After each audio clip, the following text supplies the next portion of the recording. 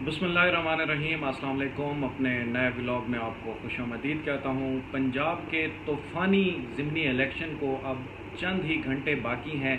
कल यानी कि 17 जुलाई को पोलिंग होना है, लेकिन उससे पहले अब इन तमाम हलकों में और ख़ास तौर पर पूरे पंजाब में एक ऐसी फ़िज़ा बन चुकी है कि जैसे गिरफ़्तारियाँ, नाके, पकड़ धकड़ और खौफ व हिरास की एक फ़िज़ा कायम की जा रही है। शायद वोटर्स को डराने की कोशिश की जा रही है कि कल टर्न आउट कम से कम रहे। इस वीडियो में हम बात करेंगे कि इस वक्त पंजाब के मुख्तलिफ हलकों में क्या सिचुएशन है, कौन कौन से हलके सबसे ज़्यादा हसास हैं जहां पर लड़ाई झगड़े का ज़्यादा ख़तरा हो सकता है, और ख़ास तौर पर PP 288 DG खान की कुछ फैक्ट्स एंड फिगर्स आपके सामने रखेंगे। उम्मीदवारों के हवाले से एक रिव्यू भी पेश करेंगे। मैंने कोशिश की थी कि DG खान से किसी दोस्त को लाइन अप कर सकूं, लेकिन आपको पता है कि कल चूँकि पोलिंग होना है तो उससे पहले मकामी रिपोर्टर्स की जो मसरूफियात हैं वो भी बढ़ जाती हैं, तो इसलिए वो हमें टाइम नहीं दे पाए। बहरहाल मैंने उनसे कुछ मालूमात ली हैं जो आपके साथ इस वीडियो में मैं शेयर करूंगा। सबसे पहले बात कर लेते हैं कि इलेक्शन से, पोलिंग से एक दिन पहले कौन सी बड़ी हैपनिंग्स हो रही हैं।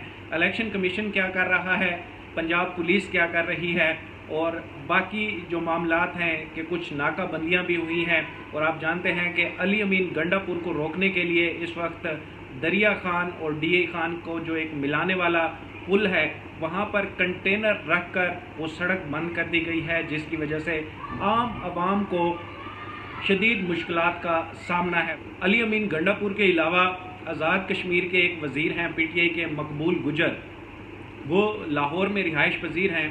उनका नाम भी जो है वो नो एंट्री लिस्ट में डाला गया था कि उनको इस ज़िमनी इंतखाब के दौरान पंजाब में दाखिले की इजाज़त नहीं है, लेकिन वो पंजाब में दाखिल हो गए, वो अपने घर पहुंच गए जहां से उन्हें हिरासत में ले लिया गया है। इसी तरह से DG खान से ये खबरें आ रही हैं कि वहां पर PTI के कारकुनान की पकड़ धकड़ जारी है, लेकिन वहाँ की मकामी क़यादत ने यह कॉल दी थी कि वो मरकज़ी शाहराह को ब्लॉक कर देंगे अगर मज़ीद कोई गिरफ़्तारी हुई और जो गिरफ़्तार हुए हैं उनको रिहा ना किया गया। तो अब ये इतलात आ रही हैं कि जिस एक मरकज़ी रहनुमा को गिरफ़्तार किया गया था, हिरासत में लिया गया था, उनको अब रिहा कर दिया गया है। इसी हलके का हम आपके सामने रिव्यू भी पेश करेंगे। PP 288 DG खान, यहाँ से मोहसिन अता खोसा मुनहरफ हुए थे। बुनियादी तौर पर इन्होंने 2018 के इलेक्शन में 39,000 से ज़ायद वोट लिए थे आज़ाद कैंडिडेट की हैसियत से, और फिर ये PTI में शामिल हो गए थे। यहाँ पर अमजद फ़ारूक खोसा MNA हैं, क्योंकि ये हल्का NA 190 के अंडर आता है। खुद अमजद फ़ारूक खोसा भी PTI से मुनहरफ होने वाले अरकान में शामिल हैं। और जो अपोनेंट कैंडिडेट हैं सैफुद्दीन खोसा, ये 2018 में भी PTI के कैंडिडेट थे, अब भी उन्हें टिकट दिया गया है। अगर इस हलके की हम एक जोग्राफी की बात करें तो ये DG खान का वो हलका है जहां पर मोस्टली खोसे जो हैं वो प्रोमिनेंट हैं। इसके अलावा दस्ती, सादात, लाशारी बरादरी भी इस हलके में है, लेकिन खोसा बरादरी का जो वोट है वो ज़्यादा है। इसीलिए जो तीनों उम्मीदवार हैं बड़ी पार्टियों के, मोहसिन अता खोसा अब इलेक्शन नहीं लड़ रहे, इनके भतीजे और अमजद फ़ारूक खोसा के बेटे हैं अब्दुल कादर खोसा, वो भी जो है वो मुस्लिम लीग नून के टिकट से इलेक्शन लड़ रहे हैं। जब मैंने वहाँ से दोस्तों से पूछा कि इसकी क्या वजह है कि मुनहरफ रुकन जो है वो साइड पे हो गए हैं और अमजद फ़ारूक खोसा के बेटे इलेक्शन में लड़ रहे हैं, तो बताया ये गया है कि चूँकि पंजाब में फ़िज़ा चल रही है कि जितने भी ये मुनहरफ अरकान हैं उनको अवाम में जो है वो एक अग्रेशन का सामना करना पड़ रहा है, और इनके अक्सर जलसों में नोटों के नारे भी लगते हैं।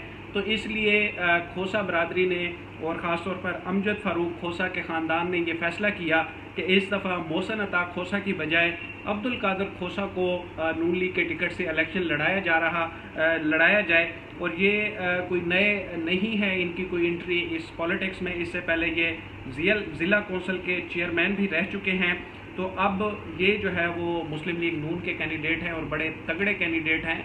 और बताया ये गया है कि इनके वालिद ने और इनके जो चचा हैं मोहसिन अता खोसा जो कि DC हुए थे, उन्होंने अपने टेन्योर में इलाके में काफ़ी काम भी कराए हैं। बुनियादी तौर पर देहाती इलाका है। यहाँ पर वही सोलिंग, सड़क, नाली और जो बिजली के ट्रांसफार्मर हैं, बिजली की तारें, खंभे, इसी तरह के काम होते हैं, थाना कचहरी के काम होते हैं। तो ये काम इन्होंने वहाँ पर कराए हैं। लेकिन सैफुद्दीन खोसा ने भी कोई 2018 में कम वोट नहीं लिए थे, तकरीबन 30,000 से ज़ायद वोट लिए थे। और टीएलपी के जो हैं इरफानुल्लाह खोसा, ये 2018 में भी टीएलपी के कैंडिडेट थे इसी हलके में से, और अब भी उन्हीं को ही टिकट जारी किया गया है। इन्होंने 2018 में तकरीबन 4,000 से ज़ायद वोट लिए थे, लेकिन अब जो है इनका टफ कंपटीशन लग रहा है और बताया ये जा रहा है कि ये इस दफ़ा 4,000 से शायद थोड़े से ज़्यादा वोट ले लें, क्योंकि इनकी भी अच्छी कैंपेन चल रही है। जैसे मैंने आपको बताया कि तीनों ही उम्मीदवारों का ताल्लुक खोसा बरादरी से है। मुस्लिम लीग नून से अब्दुल कादिर खोसा, पीटीआई से सैफुद्दीन खोसा और टीएलपी से जो है वो इरफानुल्लाह खोसा।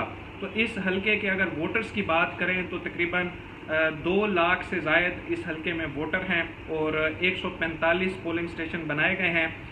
1 लाख से ज़ायद मर्दाना वोट हैं, बाकी ख़वातीन के वोट हैं। और जो पोलिंग स्टेशन हैं इसमें कुछ ऐसे पोलिंग स्टेशन हैं जहां पर सिर्फ मर्दों के लिए, बाकी कुछ ऐसे भी हैं जहां पर जो है वो म्यूचुअल यानी कि मर्दों और औरतों के मुश्तरका के जो पोलिंग स्टेशंस हैं वो भी बनाए गए हैं।